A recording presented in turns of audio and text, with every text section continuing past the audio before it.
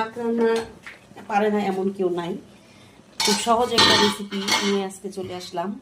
আসলে শাক তো সবাই রান্না করতে পারে, কিন্তু পারফেক্টলি আসলে শাক রান্নাটা সবাই হয়তো পারে না।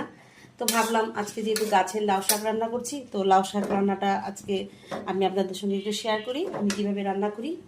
তো আমি শুধু সিম দিয়ে আর শাক দিয়ে রান্না করি, এখানে কোনো আলু ইউজ করি না, যেহেতু আমরা শাকটা খাই স্বাস্থ্যের জন্য হেলদি একটা খাবার। আর আমি ডায়াবেটিসের পেশেন্ট।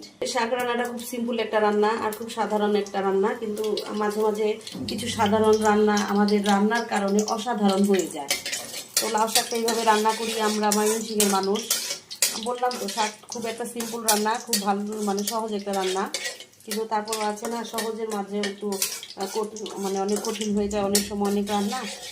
তো তাই গাছের শাক যেহেতু ভাবলাম একটু আপনাদের সঙ্গে শেয়ার করি। আমি এখানে পেঁয়াজ বেশি করে শাকে একটু পেঁয়াজ রসুন দেবো।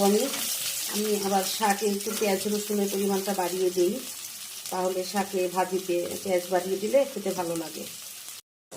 তো আমার পেঁয়াজ রসুনটা কিন্তু খুব কড়া করে ভেজে নেই আমি শাকে, না হলে শাক দিলে কিন্তু আমার পেঁয়াজ রসুনটা সাদা কাঁচা কাঁচা হয়ে যায়। দিব আগে সিমটা ভেজে নেব তাহলে। আর সিমটা তো আমি একটু হালকা লবণ দিয়ে সিদ্ধ করেছি, তারপরেও কিন্তু আমি আবার একটু লবণ মিষ্টিটা দিব ভেজে।